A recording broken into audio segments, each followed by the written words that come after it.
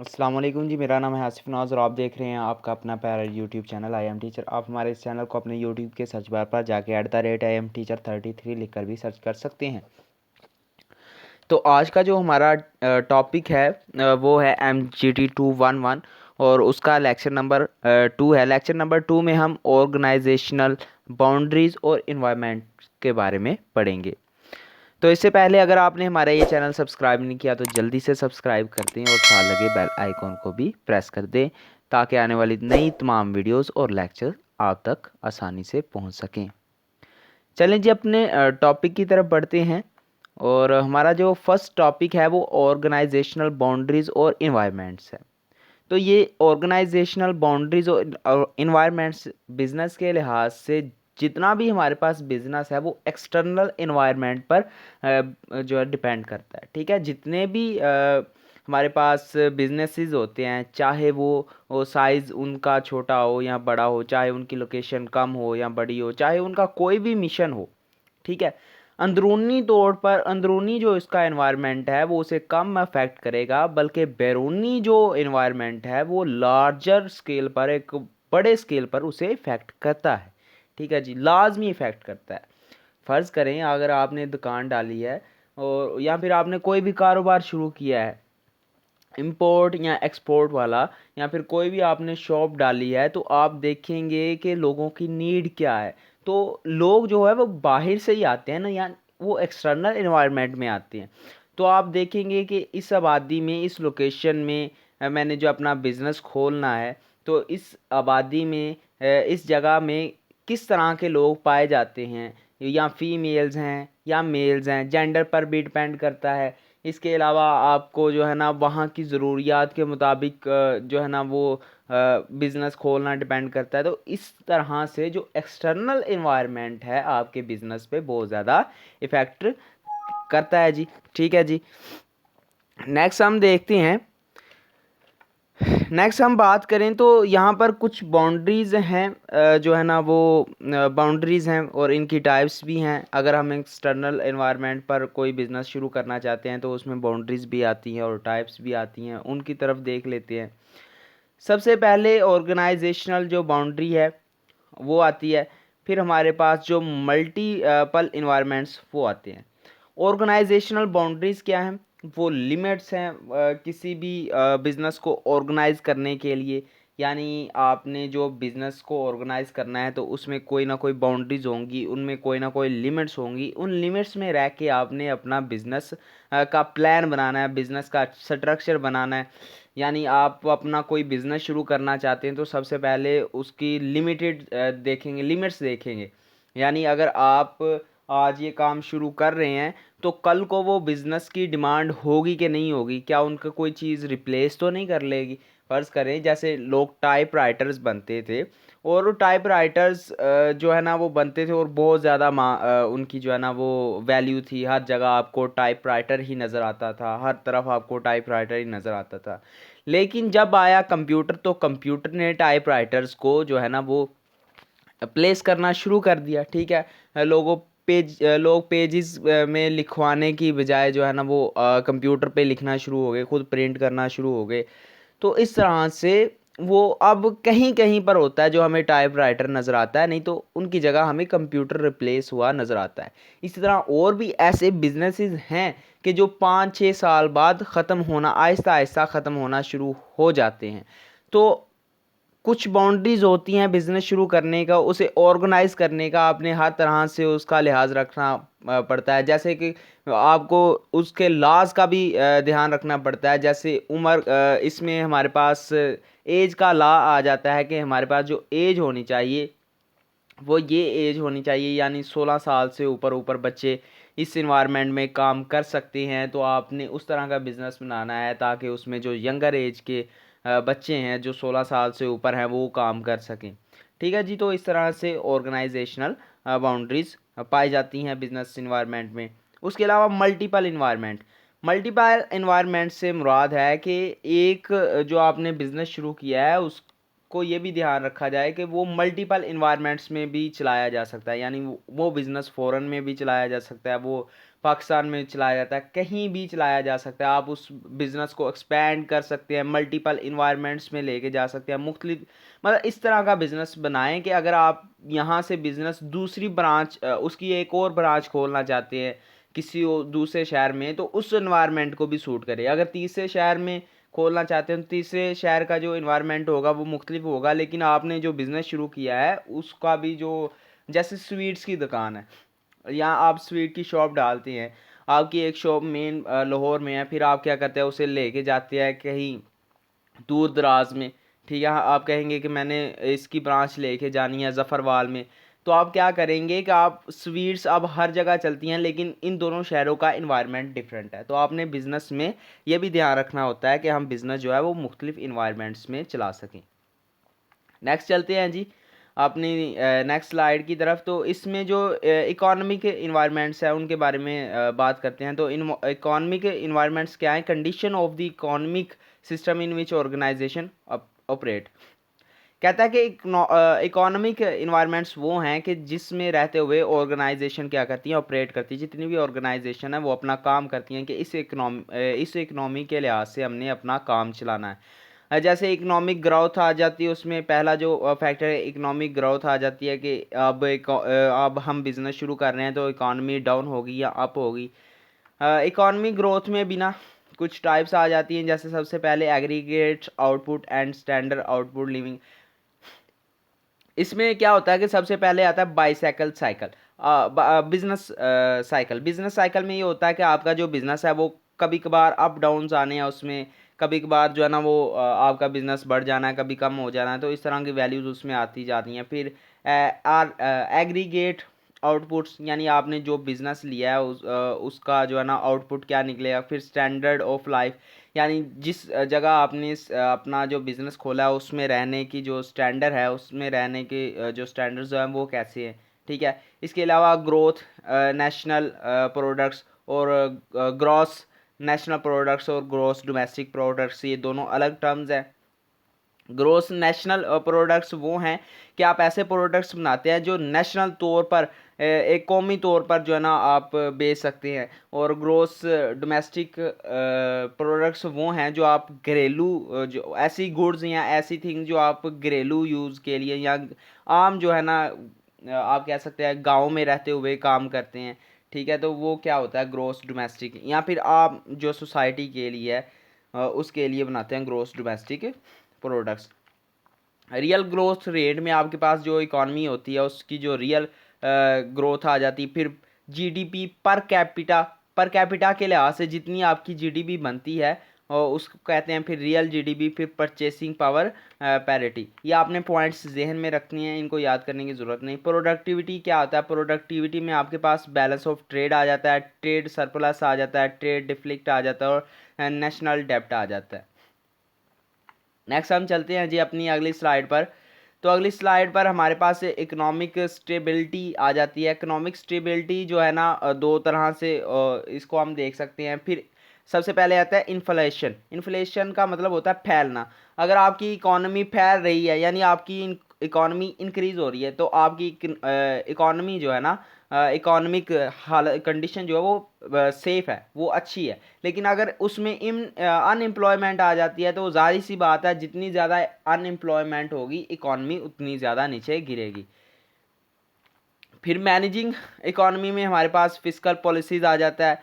फिर minority policies आ जाता है। मिनॉरिटी पॉलिसीज़ में है कि आपने जो है ना वो जो मिनॉरिटी लोग हैं दूसरी ज़ात से ताल्लुक़ रखते हैं और उनके लिए आपने क्या प्लान बनाना है। स्टेबलाइजेशन पॉलिसीज़ आ जाती हैं। उसमें हमारे पास तीन मेजर फोर्सेस हैं: informative revolution, technological breakthrough, increase globalisation.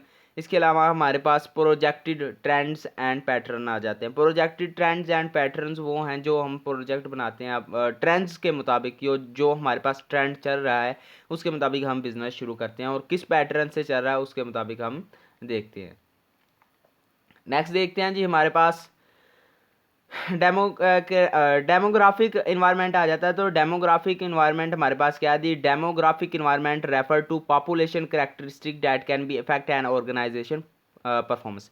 कहता है कि डेमोग्राफिक हमारे पास जो इन्वायरमेंट है वो पॉपुलेशन, जितनी पॉपुलेशन इंक्रीज़ हो रही है उसकी खासियत है जो क्या कर सकती है, ऑर्गेनाइजेशन, कोई भी आपने ऑर्गेनाइजेशन शुरू किया है तो उसकी जो परफॉर्मेंस है उसे इफेक्ट कर सकती है।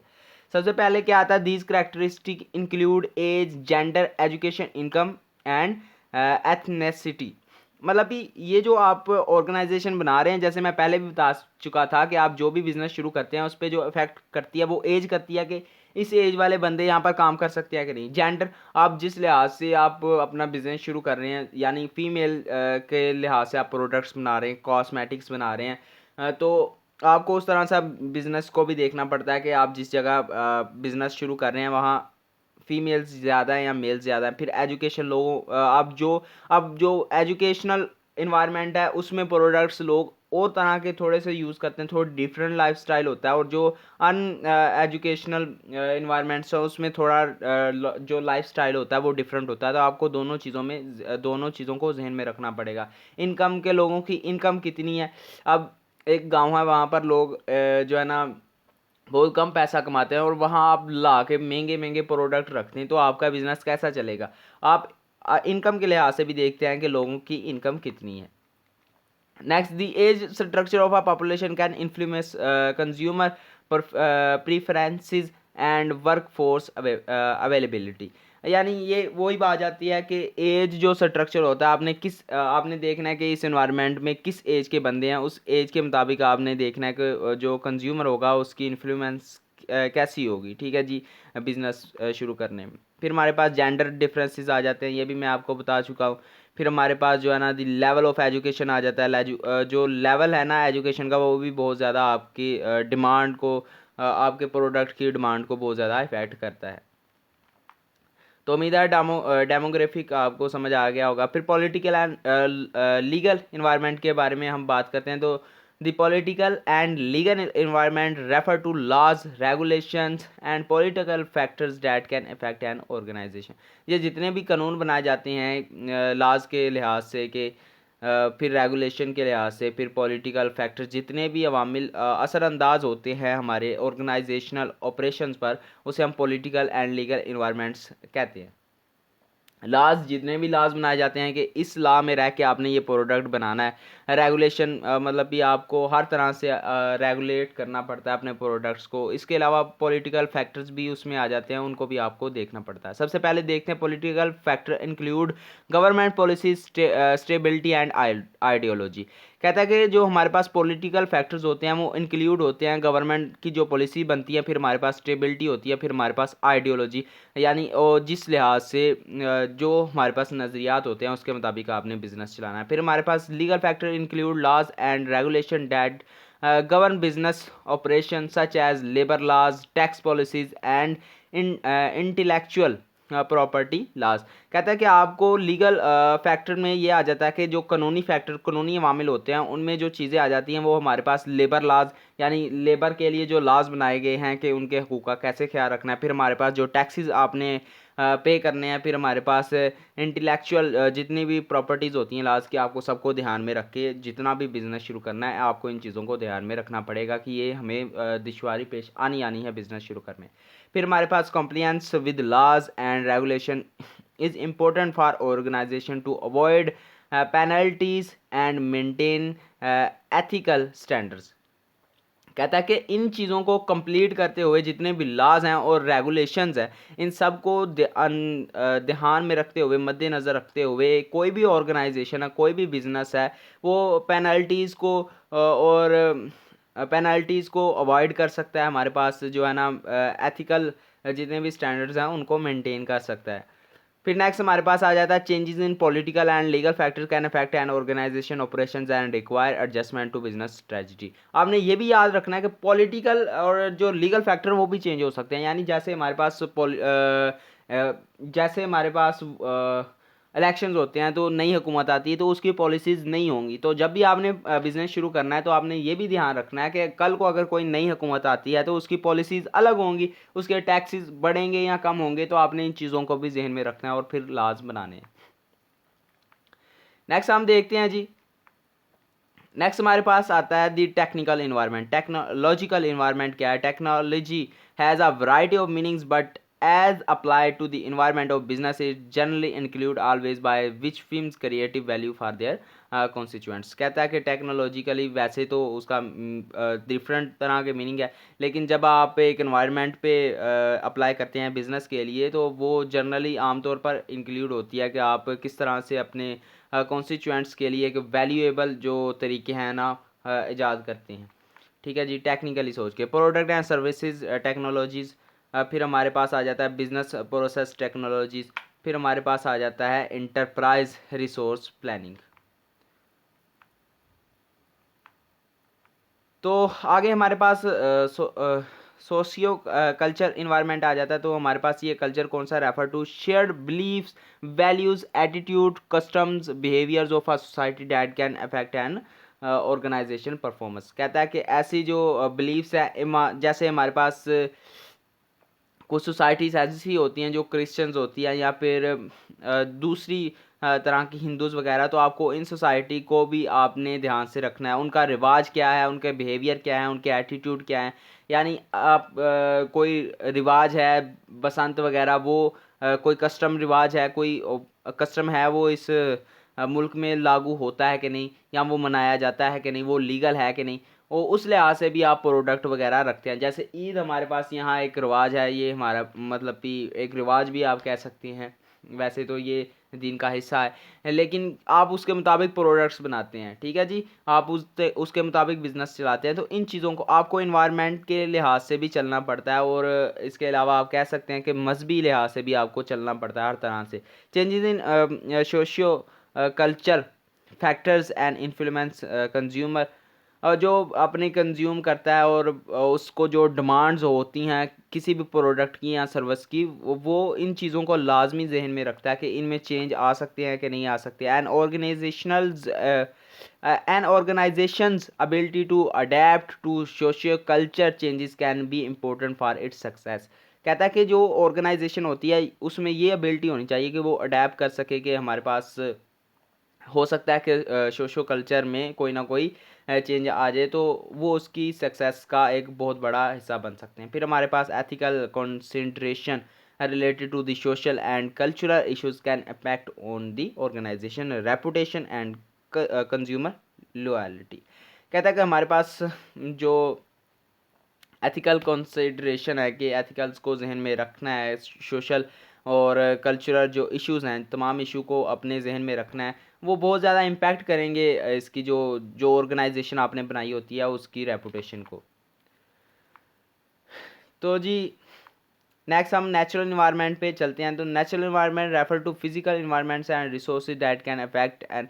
नेचुरल इन्वायरमेंट में ये आ जाता है कि जो हो सकता है कुदरती आफात आ जाए, कोई मौसम में चेंजिंग आ जाए, कोई और नेचुरल रिसोर्सेज आ जाएं, तो उस पर भी बहुत ज़्यादा इफेक्ट पड़ता है।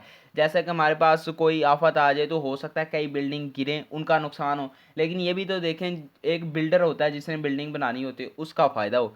तो आपने इन चीज़ों को भी जहन में रखना है कि आप जो बिज़नेस शुरू कर रहे हैं, क्योंकि कुदरती आफात भी आपके जो ऑर्गेनाइजेशन है बिज़नेस है उस पर बहुत ज़्यादा इफ़ेक्ट डालती है।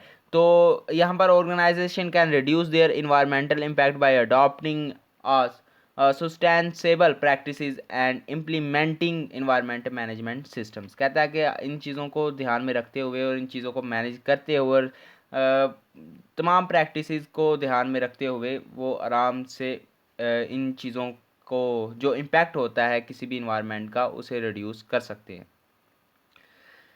नेक्स्ट हमारे पास consumers and stakeholders are increasingly concerned about environmental issues and an organization environment performance can impact its reputation and customer loyalty।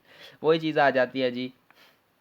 फिर हमारे पास compliance with environment laws and regulation is important to avoid penalties and maintain ethical standards। कहता है कि environment को जहन में रखें तो आप इन चीज़ों से बच सकते हैं। तो ये था जी आज का हमारा लेक्चर। उम्मीद है आपको इस वीडियो की समझ आई होगी, इस लेक्चर की समझ आई होगी। अगर आई है तो लाइक के बटन को प्रेस कर दें और हमारी वीडियो को ज़्यादा से ज़्यादा शेयर करें ताकि हम नई मज़ीद आपके लिए ऐसे वीडियोस ला सकें with confidence and with your support. मिलते हैं अगली वीडियो में, तब तक के लिए अल्लाह हाफिज़।